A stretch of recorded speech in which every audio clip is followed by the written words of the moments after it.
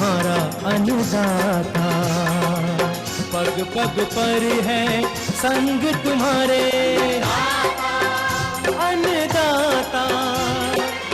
लहू किसानों का बन के पसीना सींचता है धरती का सीना। मेहनत का तेरी हक दिलवाने, नई तकनीक नई खोज बताने। पशुधन को गुणवान बनाना, पौध सुरक्षा को सिखलाना, खेती के सब गुर समझाने, भारत का सरताज बनाने। आठों पहर है संग तुम्हारे अन्नदाता,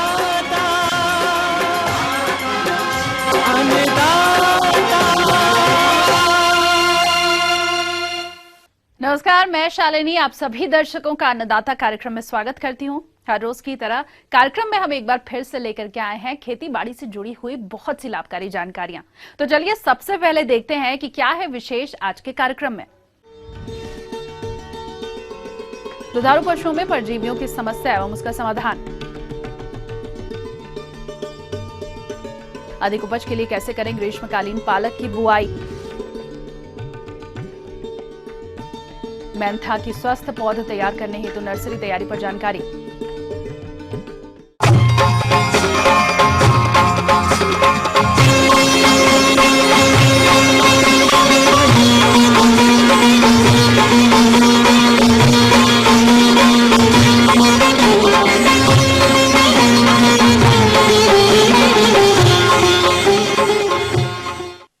देश के बहुत से किसान भाई दुधारू पशुओं का पालन करके अच्छा लाभ प्राप्त कर रहे हैं, लेकिन इन दुधारू पशुओं में कभी कभी परजीवियों की समस्या देखने को मिलती है और इनका समय पर इलाज नहीं कराने पर पशु कमजोर हो जाते हैं। तो कैसे बचाएं इन परजीवियों से अपने दुधारू पशुओं को, इस विषय पर अपने सुझाव दे रहे हैं डॉक्टर JL सिंह। जहाँ तक कि आपको विदित हो कि हर एक सीजन में पशुओं में कुछ न कुछ किसी न किसी प्रकार की बीमारियां होती हैं।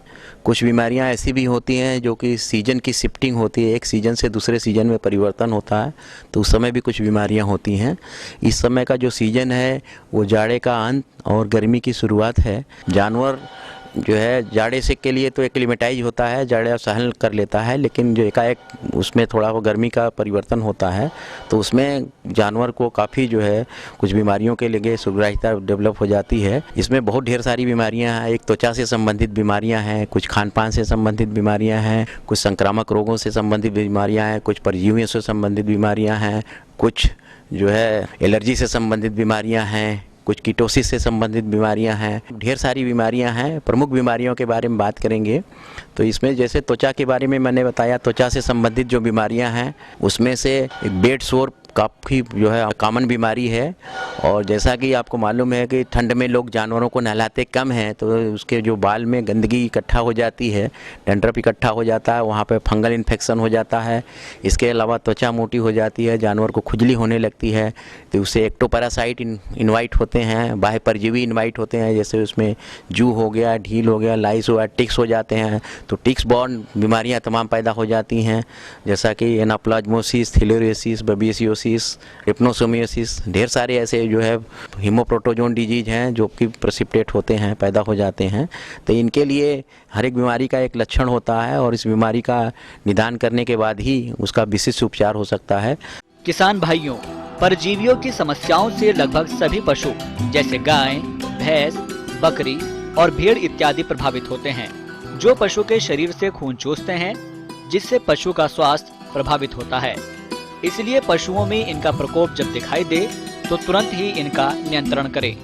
जहाँ तक कि एक्टोपैरासाइट की बात है, कि इलाज की बात है, उसके लिए एक्टोपैरासाइटिसाइडल ड्रग जो है कैरिसाइड दवाएं आती हैं, उनका जो है डॉक्टर से संपर्क स्थापित करके उनका प्रॉपर मात्रा में जो है पानी में मिला करके डाइल्यूशन करके उसका उपचार करना चाहिए, उसका लगाना, उसका लेपन करना चाहिए त्वचा पे। और लगाने की विधि के लिए ये है कि जो दवाई है वो स्किन के लेवल पर पहुँचना चाहिए, वो बालों में ना उलझी रह जाए, ताकि उसका जो है अधिक से अधिक लाभकारी प्रभाव मिल सके। तो इसके लिए ढेर सारी दवाइयां हैं, जैसे कुछ ब्यूटॉक्स हैं, एक्टोमीन है, जूटॉक्स है, लेकिन कौन सी दवाई का सेवन करना है आप किसान भाई अपने लेवल पर ना करें। इसके लिए कौन सी बाह्य परजीवी है, हर बाह्य परजीवी के लिए अलग अलग दवाई है और अलग अलग उसका अनुपात है, जो कि उसका घोल बनाएंगे पानी के साथ। किसी का 1:250 का रेशियो है, किसी का 1:400 रेशियो है, किसी जैसे एक सॉफ्ट टिक है, हार्ड टिक है, तो उसके लिए अलग अलग संक्रम जो है एक अनुपात है, तो उसको अपना करके ही आप उनका जो है उपचार कर सकते हैं।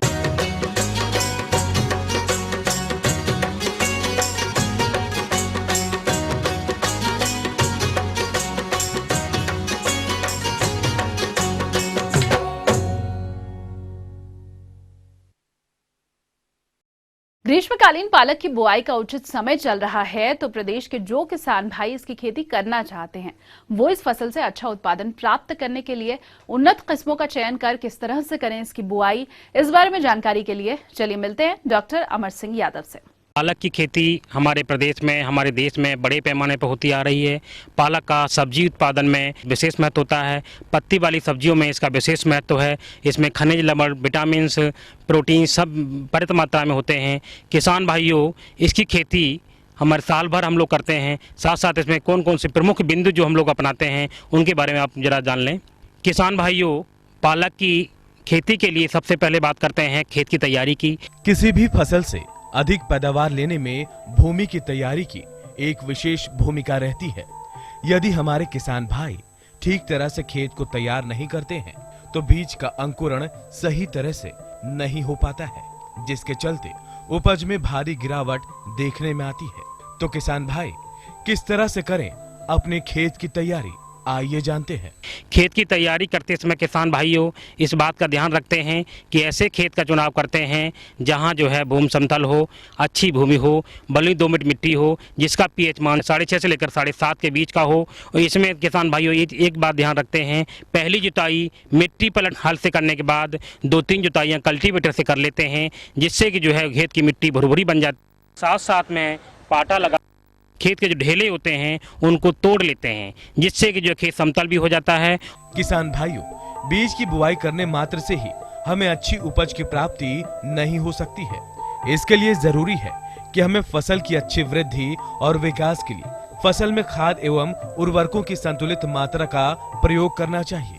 खाद उर्वरक के रूप में किसान भाइयों हम आपको बता दें कि जो है लगभग 150 से 200 कुंटल सड़ी गोबर की खाद खेत की तैयारी करते समय जो है बुआई से लगभग 15 दिन पहले खेत में हम मिला लेते हैं। इसके बाद क्या करते हैं, उर्वरक की बात करते हैं। उर्वरक को हम जो है मृदा परीक्षण के उपरांत ये देखते हैं कि उसमें कितना खाद उर्वरक खेत में उपलब्ध है, उसी हिसाब से खाद और उर्वरक का प्रयोग करते हैं। यदि मिट्टी का परीक्षण संभव न हो तो ऐसी स्थिति में जो है 120 किलोग्राम से 150 किलोग्राम नाइट्रोजन, 80 किलोग्राम फास्फोरस और 80 किलोग्राम पोटास प्रति हेक्टेयर प्रयोग करते हैं। किसान भाइयों, इसके बाद हम आपको बताएं कि इसमें जो नाइट्रोजन के जो है मात्रा को 3 भागों में बांट लेते हैं। उसको जो है 1 भाग बुआई के समय और फास्फोरस पोटास की पूरी मात्रा खेत की तैयारी करते समय प्रयोग कर लेते हैं। नाइट्रोजन जो हमारा बच जाता है उस नाइट्रोजन को हम 2 भागों में या 3 भागों में बांट करके जो है पालक की पहली कटाई के बाद, उसके बाद जो है दूसरी कटाई के बाद क्रमशः जो हम डालते हैं। किसान भाइयों, अब बात करते हैं पालक की उन्नत प्रजातियों के बारे में। तो किसान भाई, इस फसल से अधिक पैदावार प्राप्त करने के लिए आप इस समय कौन कौन सी उन्नत प्रजातियों का प्रयोग करें, आइए जानते हैं। किसान भाइयों, जहां तक बात करते हैं उन्नत सी प्रजातियों के रूप में जो प्रमुख प्रजातियां हैं उसमें जो है नंबर 1 पूसा भारती, आल ग्रीन, पूसा पालक, पूसा जाइंट प्रमुख प्रजातियां हैं। खेत में पौधों की उचित संख्या के लिए बीजों की बुआई एक निश्चित दर से करना चाहिए तथा पालक की फसल को भूमि और बीज जनित रोगों से बचाने के लिए उसके बीजों का शोधन करना भी बहुत जरूरी होता है। किसान भाइयों, अब इसके बाद बात करते हैं कि इनको किस तरीके से बोया जाए, साथ साथ जो है कितनी बीज की मात्रा प्रयोग की जाए। किसान भाइयों, सबसे पहले बात करते हैं बीज की मात्रा की। बीज की मात्रा 25 से 30 किलोग्राम बीज की मात्रा प्रति हेक्टेयर हम लोग प्रयोग करते हैं। साथ साथ किसान भाइयों इस बात का भी ध्यान रखते हैं कि इसको किस तरीके से बोया जाए। साथ साथ इस बात का और ध्यान रखते हैं कि बीज उपचार जरूर करें। बीज उपचार करने के लिए जो है हम लोग क्या करते हैं कि कैप्टन अथवा थीरम की जो है 2.5 से 3 ग्राम मात्रा प्रति किलोग्राम बीज से बीज शोधित कर लेते हैं। इसके बाद बीज की बुवाई करते हैं। बीज की बुवाई करने के लिए किसान भाइयों हम लोग इस बात का ध्यान रखते हैं कि उसमें जो है दो तरीके से बुवाई कर सकते हैं। एक तो हम छिड़क के उसको बो सकते हैं, दूसरा तरीका होता है लाइन बना करके जो है उसमें लाइन टू लाइन बुवाई करते जाते हैं। इसमें लाइन से लाइन जो है 5 से 6 सेंटीमीटर और पौधे से पौधे की दूरी भी जो है करीब करीब जो है 5 से 6 सेंटीमीटर रख करके बुवाई कर लेते हैं। इसके बाद किसान भाइयों ध्यान रखते हैं उसमें पर्याप्त मात्रा में नमी होना चाहिए। यदि नमी नहीं है तो हल्की सिंचाई भी हम लोग कर सकते हैं, जिससे कि जो है बीज एक साथ अंकुरित हो जाए। इस प्रकार किसान भाइयों हमारे द्वारा बताई गई विधि से इन प्रजातियों को, बोने के तरीकों को, खाद और उर्वरक प्रबंधन को सही तरीके से अपनाएंगे तो आपको अधिक लाभ प्राप्त होगा। तो ये थी कुछ उपयोगी जानकारियां। अब लेंगे एक छोटा सा ब्रेक, जल्द हाजिर होंगे। कार्यक्रम में आगे बहुत सी महत्वपूर्ण जानकारियां बाकी हैं, तो बने रहिए हमारे साथ।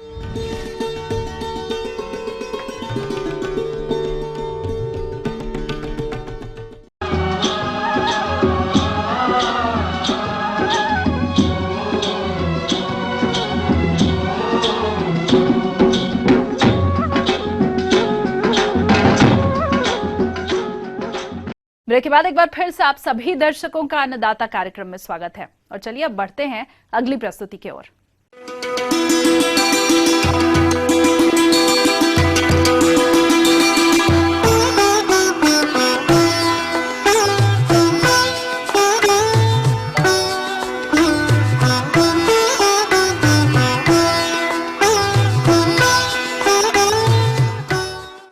किसान भाइयों, औषधीय फसलों के अंतर्गत मेंथा एक महत्वपूर्ण स्थान रखता है और इसके तेल की मांग को देखते हुए प्रदेश के बहुत से किसान भाई इसकी खेती करने लगे हैं।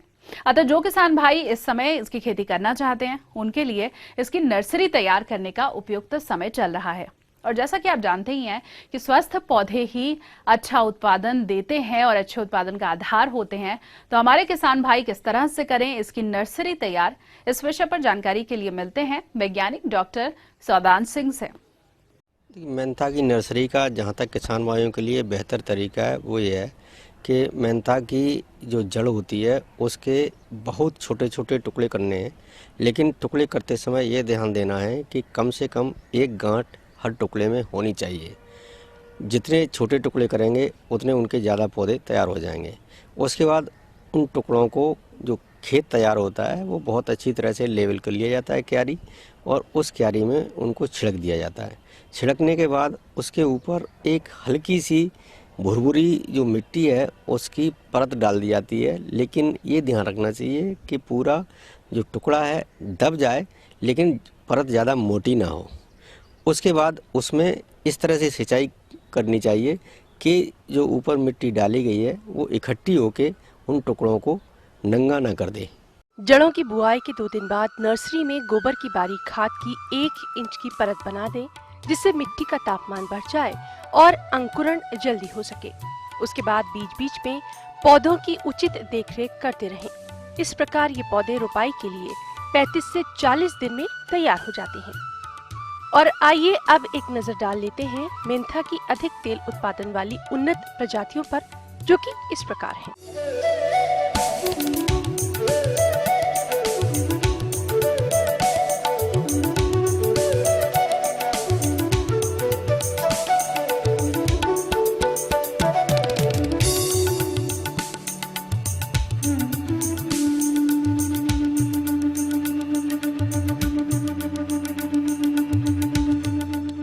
हम अभी बात कर रहे थे मेंथा की नर्सरी तैयारी की। किसान भाइयों, आपको यहाँ बताना जरूरी है कि आप जड़ों से नर्सरी न तैयार करके इसकी सीधी बुआई भी कर सकते हैं, लेकिन अच्छी उपज की दृष्टि से ये तरीका उचित नहीं है। अर्थात पौध तैयार करके रोपाई करना ही बेहतर तकनीक है। सीधे जड़ों से बुआई का कार्य यदि आप करना चाहते हैं तो इस तकनीक के बारे में भी कुछ जानकारी ले ही लेते हैं। मेंथा की सीधी बुआई का तात्पर्य यह है कि जो मेंथा की जड़ होती हैं उनके बहुत छोटे टुकड़े न करके 4-5 इंची के टुकड़े किए जाते हैं और उनको सीधी जो है फसल के लिए बो दिया जाता है।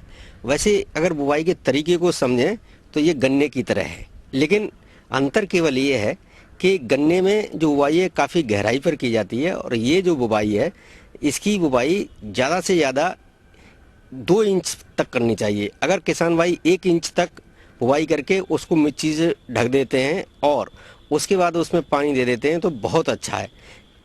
इस बुवाई में बस ये ध्यान रखा जाता है कि गहराई बहुत ज़्यादा नहीं होनी चाहिए। पहले कूड़ निकाल लिया जाता है और कूड़ में शक्कर को डाल दिया जाता है, जिसको आमतौर पर किसान भाई जड़ कहते हैं, और उसके बाद उसको ढक दिया जाता है और ढकने के बाद उसमें पानी दे दिया जाता है। लेकिन ये बहुत ज़्यादा समय लेती है और ये किसानों के लिए एक तरह से ज़रूरत नहीं, मजबूरी थी, क्योंकि जो किसान भाई फरवरी में मेंथा लगाते थे उनके लिए पौध तैयार नहीं होती थी।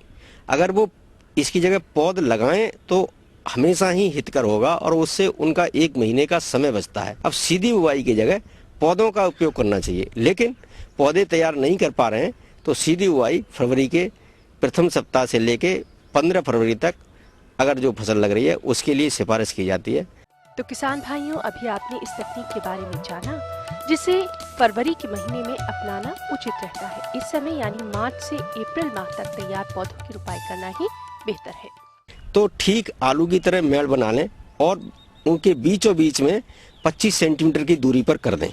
अगर वो मार्च में रुपाई कर रहे हैं तो पौधे से पौधे की दूरी 35 सेंटीमीटर कर देंगे। अगर रुपाई अप्रैल में हो रही है तो मेड़ के दोनों तरफ थोड़ी साइड में चले जाएंगे और रुपाई की दूरी फिर 25 सेंटीमीटर कर दी जाएगी। अगर रुपाई का कार्य गर्मी ज़्यादा हो रही है तो दोपहर के बाद किया जाए। लाइन से लाइन की दूरी भूमि की उर्वरा शक्ति पर निर्भर करती है। आमतौर पर ये 60 सेंटीमीटर होनी चाहिए 2 लाइनों के बीच की दूरी, लेकिन ये 50 भी हो सकती है और 70 भी हो सकती है। अगर थोड़ी सी कम उपजाऊ ज़मीन है तो 50 कर दें और ज़्यादा उपजाऊ ज़मीन है तो 70 तक ले जाई जा सकती है।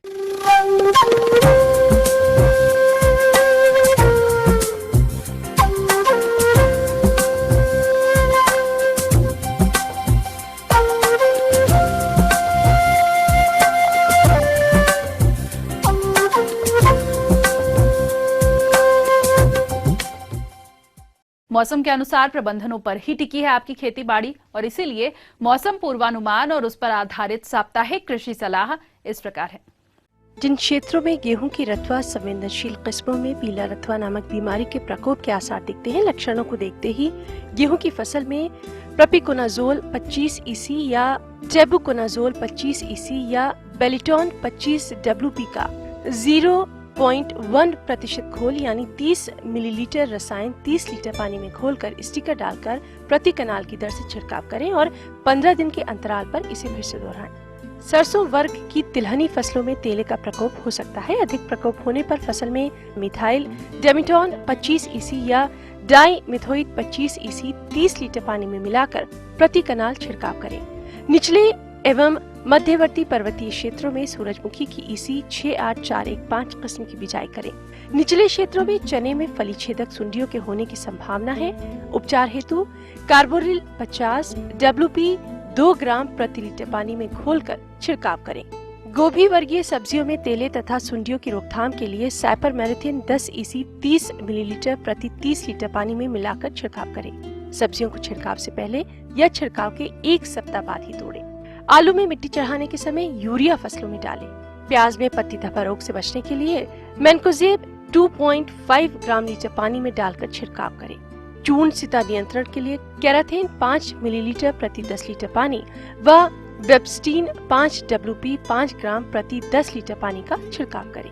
पॉलिथीन के लिफाफों में कद्दू वर्गीय सब्जियों जैसे खीरा, करेला, चप्पन कद्दू, घिया, पंडोल इत्यादि की पनीरी दें। हल्की सिंचाई करने के उपरांत इन्हें कहीं गर्म स्थान में रखें। पौध के तैयार होने तथा उचित मौसम आने पर इसका पौधरोपण करें। मध्यवर्ती पहाड़ी क्षेत्रों में ग्रीष्मकालीन सब्जियों जैसे टमाटर, बैगन, मिर्च, शिमला मिर्च की पनीरी उगाने के लिए उचित समय चल रहा है। जीवाणु झुलसा रोग, बैक्टीरियल विल्ट प्रभावित क्षेत्रों में इस रोग के लिए प्रतिरोधक किस्में जैसे टमाटर पालम पिंक, पालम ब्राइट संकर 7711, यश संकर, हेमसोना संकर, नवीन 2000, बैगन अर्का निधि, अर्का केशव, हिसार श्यामल व PPC लाल मिर्च, सूरजमुखी तथा शिमला मिर्च कैलिफोर्निया बंडर का ही चयन करें। प्रदेश के निचले पर्वतीय क्षेत्रों में भिंडी तथा फर्न्स बीन की बिजाई का समय चल रहा है। आगे और भी है कुछ रोचक जानकारियां, पर यहाँ पर रुकेंगे एक और ब्रेक के लिए। जल्द हाजिर होंगे।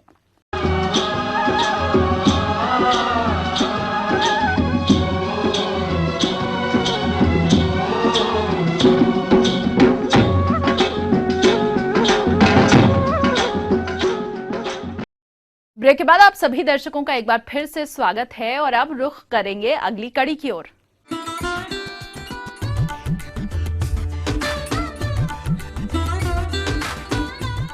अन्नदाता हेल्पलाइन निशुल्क फोन संपर्क सेवा के माध्यम से आपके द्वारा पूछे गए कृषि से जुड़े हुए प्रश्नों में से एक या फिर दो महत्वपूर्ण प्रश्नों को हम अपने कार्यक्रम में शामिल करते हैं और इसी के तहत आज का चयनित प्रश्न और उसका जवाब इस प्रकार है।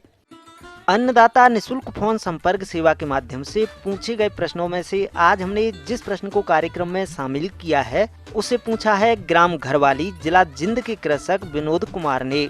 यह गेहूं एवं सरसों की फसल में बढ़ते हुए तापमान से होने वाले नुकसान से कैसे बचाएं, इस विषय पर जानकारी चाहते हैं। तो विनोद कुमार जी, आपकी जानकारी हेतु प्रस्तुत है कार्यक्रम का यह अंश। कैथल जिला गेहूं और सरसों की खेती करने में काफी अग्रणी माना जाता है। इस समय खेतों में गेहूं और सरसों की फसल काफी अच्छी खड़ी है। गेहूं और सरसों की फसल में बालियां आने के बाद उनमें दाना भी बन चुका है।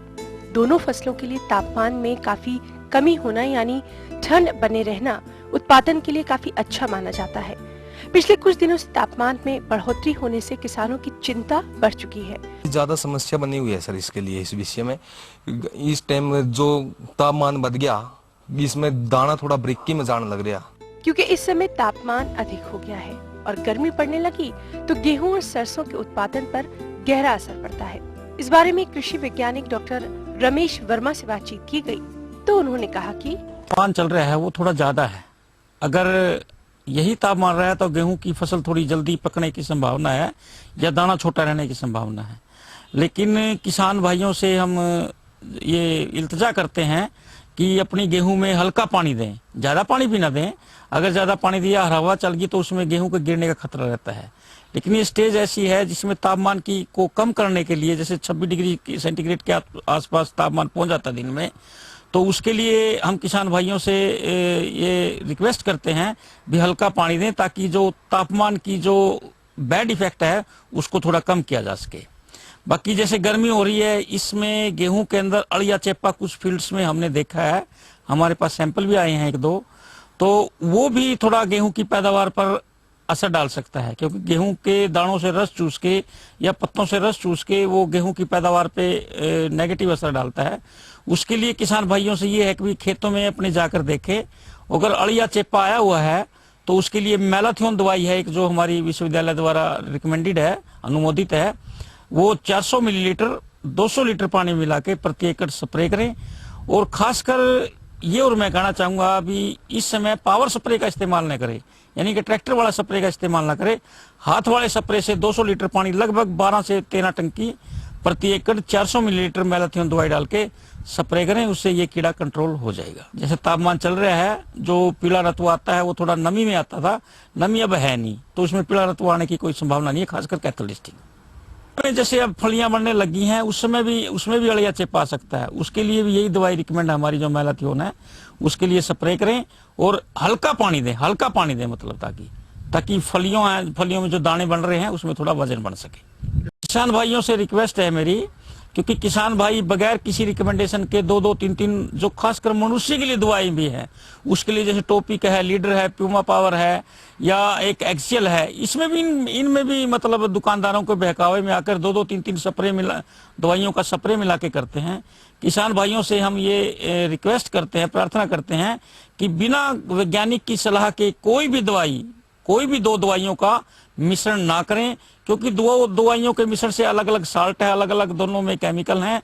लेकिन फिर भी हम किसानों से कहते हैं कि सही समय पे मनुष्य की स्टेज को देख के सही समय पे सही दवाई और बिल्कुल पानी की पूरी मात्रा। किसान भाई गलती कहाँ कर जाते हैं, दवाइयों पे तो लगभग 300, 250, 300 रुपए खर्च कर देते हैं, लेकिन पानी जैसे हम कहते हैं 200 लीटर पानी का स्प्रे करें। हमारे पास ये रिपोर्ट आती है, किसान भाई आके बताते हैं डॉक्टर साहब 4 या 5 टंकी हमने पानी की स्प्रे करी। 4-5 या पानी टंकी की स्प्रे करेंगे तो उसमें दवाई का पूरा असर बिल्कुल नहीं आएगा और फिर हम दवाइयों का भी मतलब कसूर निकाल देते हैं। एक प्रार्थना है भाई सही दवाई का इस्तेमाल करें, कोई भी दो दवाइयों का मिश्रण ना करें बिना किसी वैज्ञानिक के या कृषि अधिकारी से पूछे बगैर। कृषि विज्ञान केंद्र के वैज्ञानिकों से संपर्क करें और पूरा पानी और पूरी दवाई का इस्तेमाल करेंगे तो ये मंडूसी है जो उसकी रोकथाम हो जाए। इसी कड़ी में जो दूसरा प्रश्न कार्यक्रम में शामिल किया है उसे पूछा है ग्राम परदार जिला हिसार के कृषक शरद कुमार ने। यह चने की फसल में किए जाने वाले प्रबंधन कार्यों के बारे में जानकारी चाहते हैं। तो शरद कुमार जी, आपकी जानकारी हेतु प्रस्तुत है कार्यक्रम का यह अंश। हरियाणा में है ना 40 से 50 हेक्टेयर के आसपास जो बारिश नहीं होती इतना एरिया बोते हैं लोग, और उसमें कई तरह की किस्में बोते हैं। इसमें HC 1 नंबर है, 3 नंबर है, हरियाणा चना नंबर 5 नंबर है ये, और HK1 भी बोते हैं। चना क्या है कि जहाँ पुरानी फसलें हैं, जहाँ क्योंकि गेहूँ नहीं हो सकती, एक बारिश से चना हो जाता है और रेनफेड में भी हो जाता चना। तो इसमें क्या है कि एक तो इसमें ज़्यादा पानी की जरूरत नहीं पड़ती। दूसरी जो फसलें हैं जैसे सरसों है और गेहूँ है, जौ में भी जैसे 2 पानी लगाने पड़ते हैं, तो इसमें कम पानी की मात्रा से ही आपकी फसल हो जाती है। अधिकतर देखने में आता है कि किसान भाई चने की खेती असिंचित दशा में करते हैं, परंतु खेत में अधिक सूखा होने की स्थिति में यदि उनके पास पानी की सुविधा है तो वो फसल में फली बनते समय एक सिंचाई अवश्य कर दे। अब जो पानी की जरूरत है इसमें बहुत ज्यादा फ्लडिंग जो कहते हैं हम, उस तरह का पानी ना लगाएं, तो इसमें जो हल्का पानी लगाएं। वैसे तो एक पानी की ही जरूरत पड़ती है, ज्यादा पानी ना लगाएं, क्योंकि चना ज्यादा बढ़ेगा तो टाट भी कम लगती है इसमें, क्योंकि ज्यादा नहीं बढ़ना चाहिए। तो एक पानी की जरूरत पड़ती है। यदि बहुत ही हल्का या फुहारे से सिंचाई करते हो तो आप 20 दिन के बाद में दूसरी सिंचाई कर सकते हो। चने की फसल को सबसे ज्यादा हानि पहुंचाने वाले कीटों में से एक है चने की सुंडी। इस कीट का प्रकोप शुरुआत में पत्तियों पर देखा जाता है और बाद में ये सुंडी फलियों में सुराख बनाकर दानों को खाती है, जिससे फलियां खोखली होकर सूखने लगती है। यदि आपने समय रहते इस कीट पर नियंत्रण नहीं किया तो इसके प्रकोप से फसल में 50 से 60% तक गिरावट देखने में आती है। तो कैसे करें इस कीट का नियंत्रण? जो चने की सुंडी है वो फसल में आ चुकी है और स्प्रे की जरूरत पड़ सकती है। जैसे तापमान बढ़ेगा, किसान भाइयों से निवेदन है कि वो उसमें स्प्रे करें। उसके लिए स्प्रे के लिए जो दवाइयां हैं उसमें आप क्विनोलोफॉस का शुरू में स्प्रे कर सकते हैं। 400 मिलीलीटर प्रति एकड़ के हिसाब से 100 लीटर पानी में मिला करके स्प्रे करें। जब ज़्यादा सुंडियां आ जाएगी तो नुआलोरोन एक दवाई है जो रिमोन 10 EC के नाम से मिलती है, उसको 150 मिलीलीटर दवाई लेकर के 150 लीटर पानी में मिला करके प्रति एकड़ के हिसाब से स्प्रे करें। उससे इसका कंट्रोल हो जाता है। चने का ये है कि 8 से 10 क्विंटल प्रति एकड़ के हिसाब से हो जाती है ये। तो इसमें यह है कि 20-25 मन के आसपास हो जाती है और चने का रेट काफ़ी हावी है, ज़्यादा है अब, क्योंकि दालें कम हो रही है देश के अंदर, दालों की आवश्यकता बहुत ज़्यादा है। तो इसमें 5,000 रुपये प्रति क्विंटल तक भी मिल जाता है। तो जब कमी हो तब तो इसकी, क्योंकि किसान का क्या है कि ऐसी ज़मीन पर लगाता है कि जहाँ पैदावार कुछ भी नहीं होती, वहाँ फिर चने का लगाना पसंद करता है। परंतु अच्छे क्षेत्र में भी चना उगाया जा सकता है और ठीक टाइम पर बोया जाए तो चने के 8 से 10 क्विंटल प्रति एकड़ के हिसाब से पैदावार हो जाती है। और आइए अब देखते हैं कल दिखाए जाने वाले कार्यक्रम की मुख्य झलकियां। पॉपुलर की उन्नत किस्मों और रोपाई तकनीक, सोलर पंप सेट का महत्व और उपयोग पर जानकारी। हम ये उम्मीद करते हैं कि आज का कार्यक्रम आप सभी दर्शकों के लिए उपयोगी रहा होगा। किसान भाइयों, अन्नदाता आपकी सेवा के लिए संकल्परत है।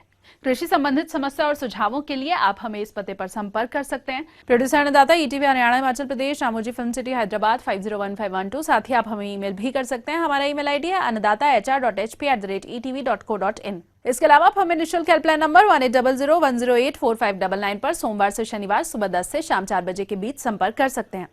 तो फिलहाल अन्नदाता की पूरी टीम को इजाजत दीजिए। कल फिर से इसी समय आपसे मुलाकात होगी कृषि संबंधित कुछ और महत्वपूर्ण जानकारियों के साथ। नमस्कार।